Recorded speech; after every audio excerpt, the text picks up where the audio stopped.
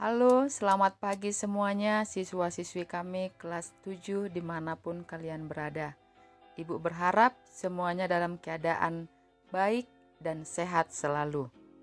Materi pelajaran kita pada pagi hari ini adalah interaksi sosial dan lembaga sosial di bab 2. Tujuan pembelajaran kita adalah siswa diharapkan dapat menjelaskan pengertian interaksi sosial dan siswa bisa menjelaskan syarat-syarat interaksi sosial.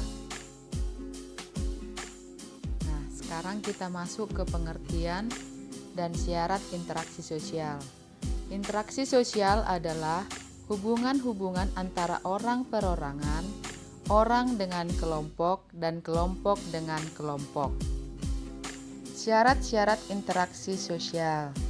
Menurut Surjono Sukonto, syarat terjadinya interaksi sosial adalah kontak sosial dan komunikasi. Yaitu yang pertama, kontak sosial berarti hubungan masing-masing pihak tidak hanya secara langsung atau bersentuhan fisik, tetapi juga tanpa hubungan fisik, misalnya surat menyurat, telepon, SMS, WA, dan lainnya. Jadi hubungan fisik bukan syarat utama terjadinya interaksi sosial. Yang kedua adalah komunikasi, adalah proses penyampaian pesan dari seseorang kepada orang lain yang dilakukan secara langsung maupun melalui alat bantu agar orang lain memberi tanggapan atau memberi respons. Berlangsungnya interaksi sosial akan terjadi apabila di pihak yang berinteraksi melakukan kontak sosial dan komunikasi. Jadi, berlangsungnya suatu proses interaksi sosial didasarkan pada beberapa faktor, antara lain sebagai berikut. Yang pertama, faktor imitasi merupakan proses seseorang mencontoh orang lain atau kelompok. Misalnya, seorang anak perempuan meniru ibunya bekerja atau menggunakan laptop. Atau ada lagi contoh yang lain, seorang anak kecil main masak-masakan, meniru ibunya atau mamanya memasak di dapur. Yang kedua, faktor sugesti merupakan pengaruh yang dapat menggerakkan hati orang. Contohnya, seorang pasien yang akan berobat ke seorang dokter. Pasien tersebut akan cepat mengalami penyembuhan, salah satunya disebabkan adanya rasa sugesti pada dokter tersebut. Contoh, dokter menyatakan, "Semoga cepat sembuh ya. Sakitmu akan sembuh. Percayalah kalau kamu menggunakan obat ini secara rutin." Nah, perasaan si pasien merasa tersentuh.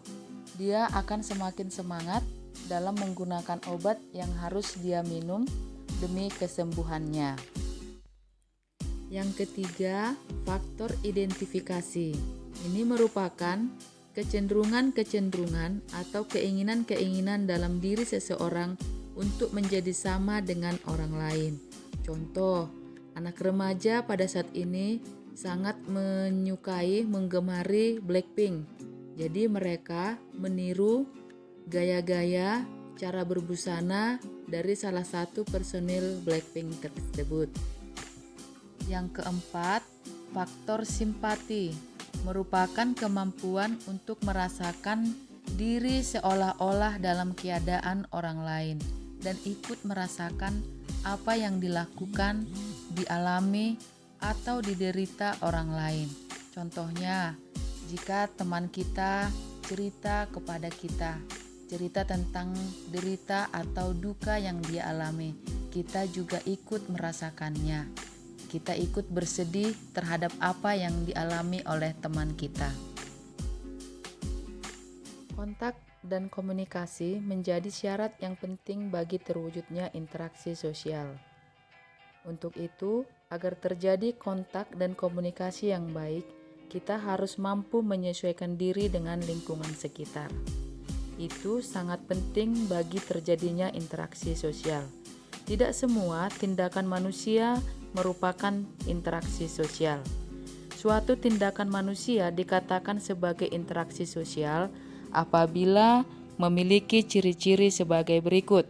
Yang pertama, jumlah pelakunya lebih dari seorang, biasanya 2 atau lebih.